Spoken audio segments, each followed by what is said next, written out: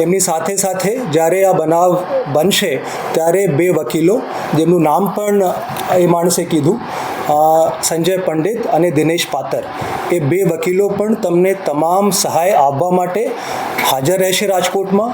અને પોલીસ આમાં ફરિયાદમાં ના પાડે અથવા દેર કરે તો મીડિયાને બોલાવીને એ મીડિયામાં આપશે, જેથી કરીને પોલીસ ઉપર પ્રેશર બનશે અને પછી ફરિયાદ ઝડપથી દાખલ થશે. તો તમને ગભરાવાની કોઈ જરૂરત નથી. એ બે વકીલો જે છે એ પણ તમારી તમામ લીગલ જે સહાય છે એના માટે ઉપલબ્ધ રહેશે. તો આ રીતની જે વાત છે એ જે વ્યક્તિ એક્સ છે આ બંને છોકરીઓથી કરી, એ જે બે મહિલાઓ છે એમની સાથે એક ત્રીજી પણ મહિલા રહે છે. પહેલાં નક્કી કરવામાં આવ્યું કે ત્રીજી જે મહિલા છે એ આ જે કામ છે એને અંજામ આપશે, પણ એ પુખ્ત વયની મહિલા હતી.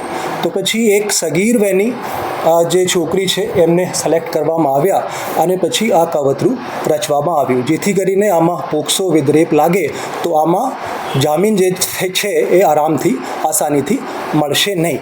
તો આ વસ્તુ ધ્યાનમાં રાખીને એક સગીર વયની જે છોકરી છે એના આમાં યુઝ કરવામાં આવ્યું છે. તો બંને જે છોકરીઓ છે, એક સગીર વયની અને પૂજા રાજગોર, એ બંનેની ધરપકડ 6 તારીખે સાંજે કરવામાં આવી હતી.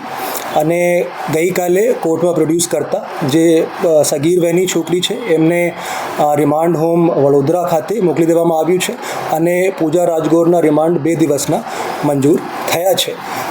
એના સિવાય ગઈકાલે અમે બંને જે વકીલો છે દિનેશ પાતર અને સંજય પંડિત, આ બંનેની ધરપકડ કરી છે અને આ બંને વકીલોની જે પૂછપરછ છે અત્યારે ચાલુ છે. આજે સાંજે આ બંને વકીલોને કોર્ટમાં પ્રોડ્યુસ કરવામાં આવશે.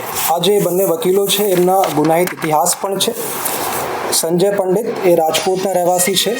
એના વિરુદ્ધમાં એ ડિવિઝન રાજકોટ સિટીમાં એક રેપની ફરિયાદ દાખલ થઈ છે 2023માં. ગાંધીગ્રામ પોલીસ સ્ટેશનમાં રાજકોટ સિટીમાં 2019માં એક એટ્રોસિટી એક્ટ હેઠળ